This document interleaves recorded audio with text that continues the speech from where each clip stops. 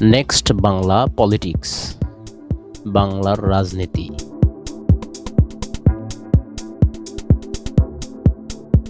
লাশও পাঠাতে পারছে না, দাদাদের সাথে নেগোসিয়েশন হয়নি, তারিখও আনতে পারছে না। তো বনি আমি জেনে শুনেই কথা বলে। শেখ হাসিনা তার জিওবার অর্ধেক অবশ হয়ে গেছে মাইল্ড স্ট্রোকে। ইন্না লিল্লাহি ওয়া ইন্না ইলাইহি রাজিউন। খালেদা জিয়ার এই বিষয়টি, মৃত্যুটি চেপে যাওয়া হয়েছে শুধু ভোট মুখে বিএনপির রাজনৈতিক ভবিষ্যৎটাকে ধরে রাখার জন্য। সেই দাদাদের প্রস্তাবিত 3টা শর্তের উপরে সই অনিচ্ছা সত্ত্বে এক্ষেত্রে আমি তারেক রহমানকে সাধুবাদ দেব। সে চায়নি সই দিতে, যে এই গোলামীর দাসখতের বাংলাটা কি জানো বলো? বাংলা গেলে দস্তখত, না দস্তখত, দাসখত। সেই দাসখত সে দিতে চায়নি। আমি বলেছিলাম আমার কথা যদি কেউ মিথ্যা প্রমাণ করতে পারে তাকে $50,000 তাকে দেওয়া হবে।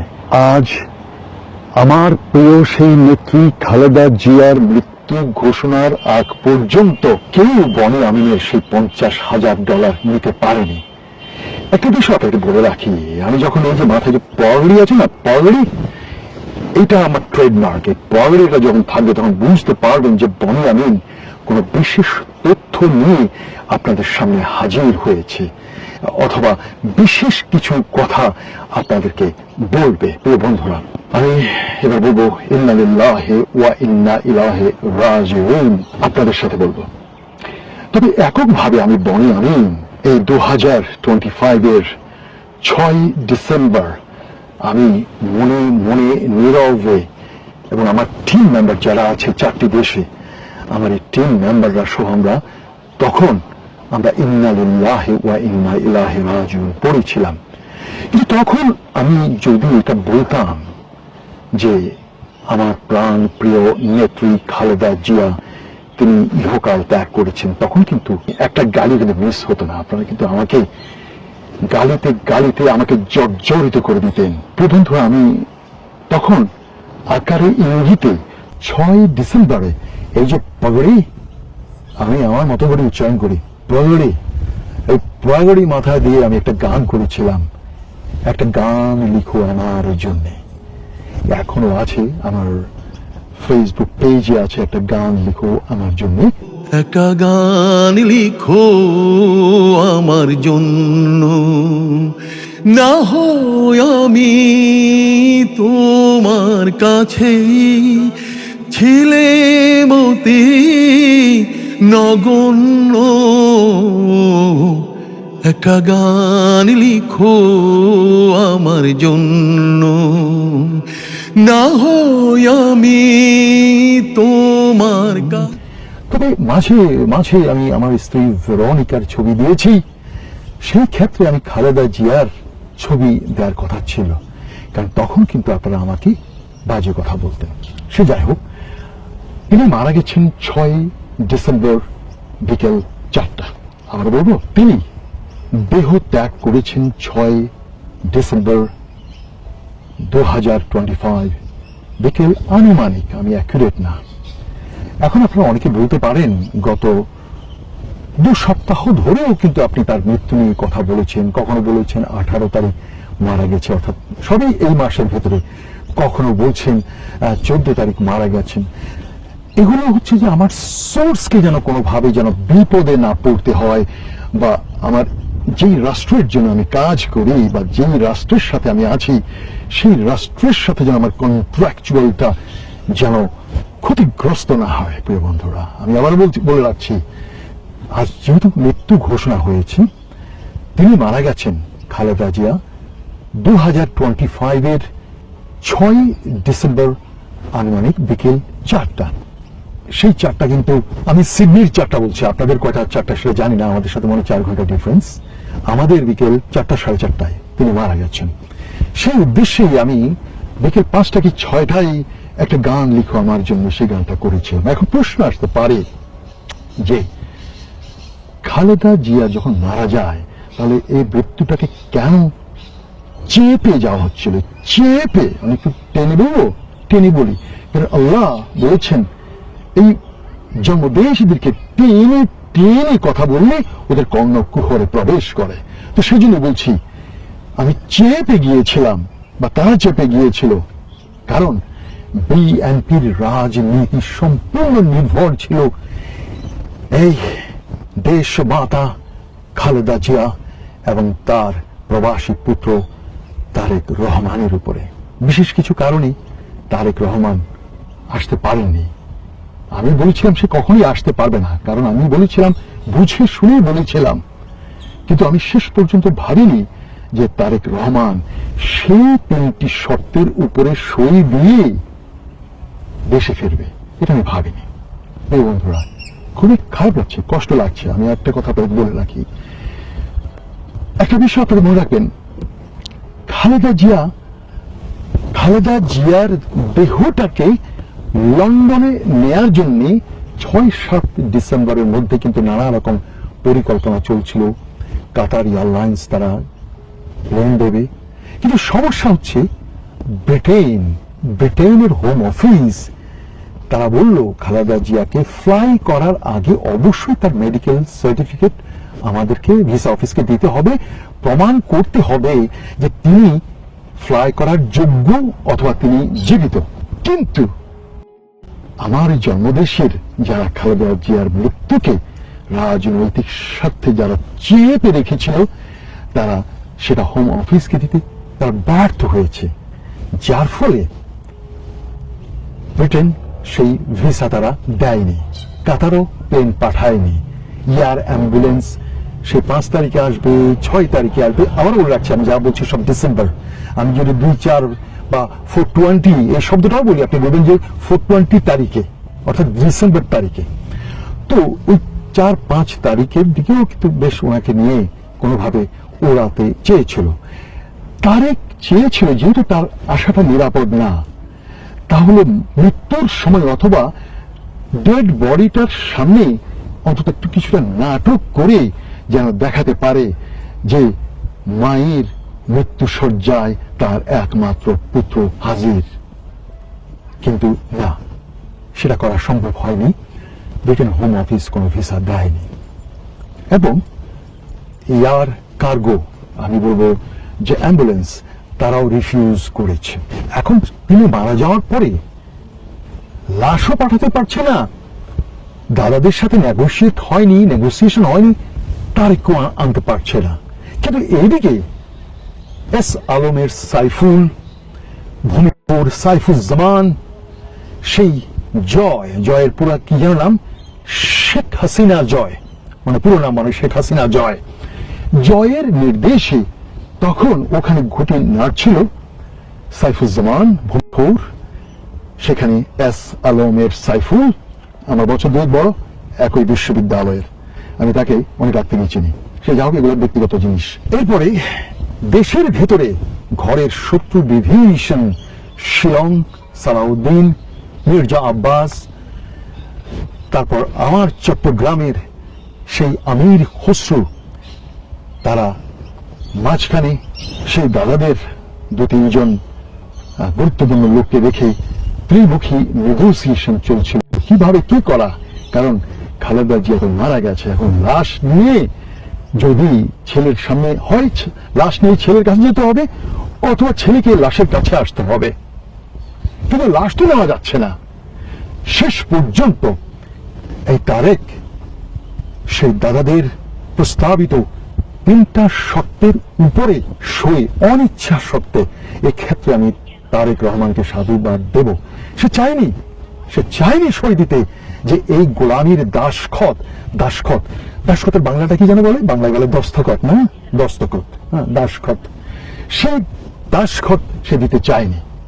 কিন্তু তাকে সেই এস আলমের সাইফুল, সেই শেখ জয়, তারা তাকে বাধ্য করেছে, ভয় দেখিয়েছে, শেষ অবধি তাকে সই দিতে বাধ্য করে দেশে আসার ঘোষণা দিয়েছে। আপনারা লক্ষ্য রাখবেন, সই দেওয়ার আগেও তারা কিন্তু বলেছিল যে আমি আদৌ দেশে কখন যাব আমি জানি না, আমার যাওয়াটা আমার উপরে নির্ভর করে না। এটা কারো হাতে আছে। খালেদা জিয়ার এই বিষয়টি, মৃত্যুটি চেপে যাওয়া হয়েছে শুধু ভোট মুখে বিএনপির রাজনৈতিক ভবিষ্যৎটাকে ধরে রাখার জন্য। এই স্বার্থটা কাদের ছিল? এই স্বার্থটা ছিল সেই স্বার্থান্বেষী মহল, এবং যেই অংশটা, বিএনপির যে অংশটা ভবিষ্যতে তাদের ক্ষমতার পর তারা আওয়ামী লীগকে, তারা রিফর্মড আওয়ামী লীগকে পুনর্বাসিত করবে, সেই তারাই খালেদা জিয়ার এই মৃত্যু বা লাশটাকে তারা চেপে গিয়েছিল। প্রিয় বন্ধুরা, একটা বিষয় আপনাদেরকে বলি, যে বলতে অনেক কথাই আসে, কারণ আমি বলেছি আমার বিভিন্ন পোস্ট আপনারা যাবেন, আজ তার যে মৃত্যু ঘোষণা করা হয়েছে তার আগে বেশ অনেকগুলো বেনিয়ে আমি অনেকগুলো পোস্ট আমি দিয়েছিলাম। সেই পোস্টে আমি বোঝাতে চেয়েছিলাম তিনি নেই, তিনি চলে গেছেন। যদি খালেদা জিয়া দেশে, অর্থাৎ তার মৃত্যুটা যেদিন হয়েছে সেই দিন যদি ঘোষণা হতো, তাহলে তারেক জিয়া লন্ডন থেকে কখনো আর ফিরতেন না, কারণ তার রাজনীতি ওখানে শেষ।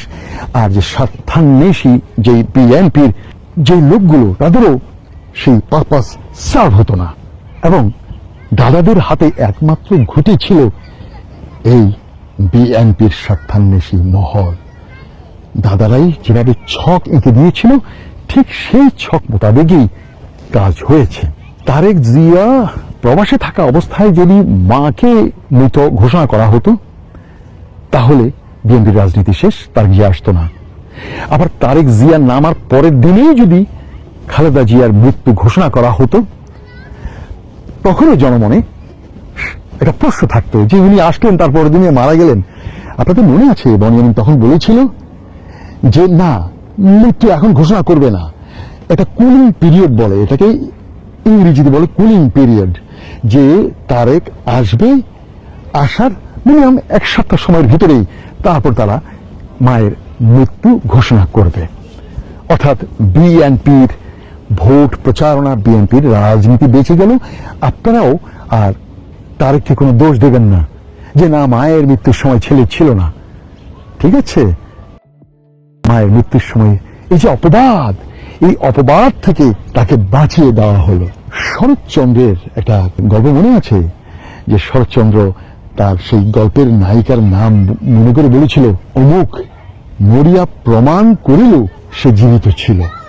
অর্থাৎ সে আসলে আগে তাকে যে মৃত বলা হয়েছিল, সে তখন মরেনি, সে জলে ডুবিয়া মরে প্রমাণ করল সে মরিয়া আছে। এরকম বিশ্ব রাজনীতিতে এই ধরনের ঘটনা, এটা নতুন না, বিশ্বের বিভিন্ন দেশে এই ধরনের ঘটনা ঘটে থাকে। আমি আপনাদেরকে একদম লেটেস্ট বলবো, Fidel Castro, comrade Fidel Castro, কিউবার, এবং বিশ্বের অতীতে আরো অনেকেরই রাজনীতিবিদদের মৃত্যু নিয়ে, লাশ নিয়ে অনেক রাজনীতি হয়েছে। তবে আমাদের এই জন্মদেশে এটা হয়েছে অত্যন্ত দুঃখজনক। একজন নেত্রী, আমি বলবো বাংলাদেশের রাজনীতির ইতিহাসে স্মরণকালের একজন নায়িকা, রাজনৈতিক নায়িকা, পলিটিক্যাল হিরোইন, তার মৃত্যুটা এত অপমানজনক হবে এটা কল্পনারও অতীত। এই ধরনের খালেদা জিয়া সহসা জন্মে না, এরা ক্ষণ জন্মা। এইরকম খালেদা জিয়া জন্ম হতে আরো যুগ যুগ অপেক্ষা করতে হবে। আর খালেদা জিয়ার এই মৃত্যুকে আজ প্রশ্নবিদ্ধ করে গেছে বিএনপির স্বার্থান্বেষিত সেই দল। তারেকের বউ যখন এসেছিল, তারেক আসার আগে, তখনই তিনি যায় অবস্থা ছিল। আমরা বলছি অস্ট্রেলিয়ান টাইম বিকেল 4টা কি 4:30, 6 ডিসেম্বর খালেদা জিয়া মারা গিয়েছিল। আপনারা কিন্তু আমার অনেক কথা বিশ্বাস করেন না। আমি যখন পাগড়ি মাথায় রাখি না, পাগড়ি, বুঝবেন যে ও সত্য কথাই বলছে। আপনারা বলছেন শেখ হাসিনার জিওবার অর্ধেক আড়ষ্ট হয়ে গেছে, আপনারা বিশ্বাস করতে চান না। অনেকে বলেন আপনি কি ডাক্তার নাকি, আপনি কি ওনার বিছানার রুমে গেছেন নাকি? আলতু ফালতু কথা বলবেন না। বনি আমিন কে এবং বনি আমিনের তথ্য কারা দেয়, এটা জানলে আপনি হয়তো হার্ট ফেল করবেন। আপনি এখন একদম খাড়া আছেন না, খাড়া থেকে পড়ে যাবেন। তো বনি আমিন জেনে শুনেই কথা বলে, শেখ হাসিনা তার জিওবার অর্ধেক অবশ হয়ে গেছে মাইল্ড স্ট্রোকে। যেমন হাজী সেলিম আছে না, হাজী সেলিম তো কথা বলতে পারছে না 5-6 বছর, ঠিক সেই এটাকে বলা হয় সেলিমীয় রোগ। মানে হাজী সেলিমীয় রোগেই শেখ হাসিনার জিওবা অর্ধেক আড়ষ্ট হয়ে গেছে। তো আমরা এটাকে মাইল্ড স্ট্রোক বলবো না, এখন থেকে বলবো শেখ হাসিনার সেলিমীয়, হাজী সেলিমীয় রোগে তার জিওবার অর্ধেক আড়ষ্ট হয়ে গেছে। এখন যা যা শুনছেন এগুলো সব এআই। আজ আবার একটা ঘোষণা দেবো, আমি যখন পার্টি মাথায় নিয়ে তখনই ঘোষণা দেই, আমি $1,00,000 আবার বলবো $1,00,000 পুরস্কার ঘোষণা করব কেউ যদি বনি আমিনের এই কথাটি প্রমাণ করতে পারে যে শেখ হাসিনার জিওবা সেলিমীয়, হাজী সেলিমীয় রোগে আক্রান্ত হয়ে আড়ষ্ট হয় নাই। যদি কেউ প্রমাণ করতে পারে যে তিনি তার জিওবা আড়ষ্ট নয়, তিনি স্ট্রোক করেন নাই, এবং তবে আমাকে ভিডিওটি এনে দেখাতে হবে, আপনাদের ভিডিওতে একদম লাইভ এনে দেখাতে হবে যে এই দেখুন উনি করছে না, বা উনি সেলিমীয়, হাজী সেলিমীয় রোগে আক্রান্ত না। আমাকে এনে দেখালে $1,00,000। সে যা হোক, এক কথা থেকে আরেক কথায় চলে গেলাম। প্রিয় বন্ধুরা, মনে রাখবেন, বিএনপির রাজনীতির কবর হয়ে গেল এই খালেদা জিয়ার কবর দেওয়ার সাথে সাথে। কারণ এই স্বার্থান্বেষী বিএনপি কখনো রাষ্ট্র ক্ষমতা আসলে রাষ্ট্রের মঙ্গল হবে না। আমি তারেককে নিয়ে সমালোচনা করব না, তারেক সৎ থাকতে চাইলেও তারেক ঘিরে আছে সে স্বার্থান্বেষী মহল।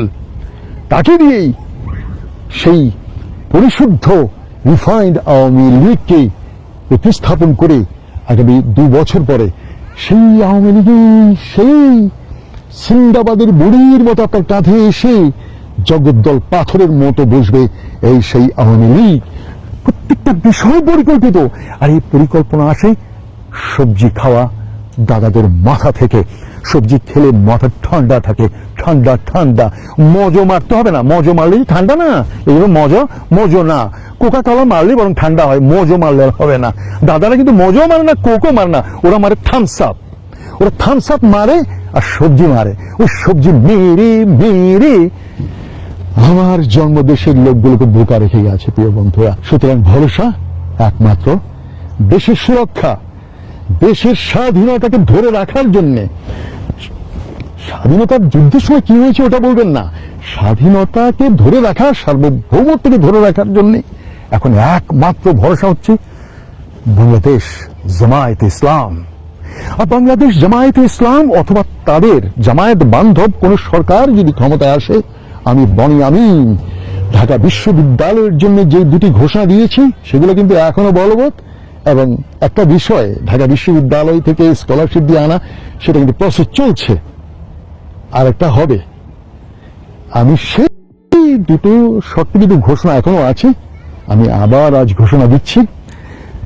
জামায়াতে বান্ধব অথবা জামায়াত ইসলাম অথবা জামায়াতে ইসলাম বান্ধব কোন সরকার যদি ক্ষমতায় আসে বা আপনারা যদি আনেন, দেশের ভাগ্য ফিরে যাবে আগামী 5 বছরে।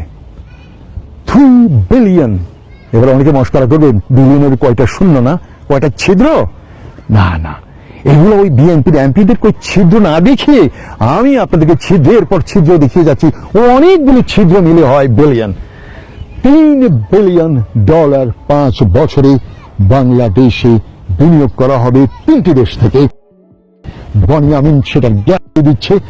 আবার বলে রাখছি, জামায়াত ইসলাম অথবা জামায়াত বান্ধব কোন সরকার যদি ক্ষমতায় আসে, কর্মসংস্থান হবে। আপনাকে আর বিদেশ যাওয়ার জন্য ভিসা লাগবে না, দেশেই আপনার কর্মসংস্থান হবে, নারীর নিরাপত্তা হবে। $3 বিলিয়ন বিনিয়োগের ঘোষণা দিচ্ছে বনি আমিন 3টা দেশের পক্ষ হয়ে। খালেদা জিয়ার মৃত্যু, ইন্না লিল্লাহি ওয়া ইন্না ইলাইহি রাজিউন। অনেক আগে তিনি চলে গিয়েছেন, শুধু সাজানো হয়েছে একটি নাটক, রাজনৈতিক নাটক। পুনরায় বলছি, বনি আমিন যখন কথাই বলে মাথায় মাল রেখে আর পগড়ি রেখে কথা বলে। আমি যখনই পগড়ি নিয়ে হাজির হব, বুঝবেন বনি আমিন আজ কিছু ছাড়বে। আজ তাহলে ছাড়ি। This is Boni Amin from Balmoral Park, Sydney, Australia. ভিডিওটি ভালো লাগলে লাইক, কমেন্ট, শেয়ার করে সাবস্ক্রাইব করুন।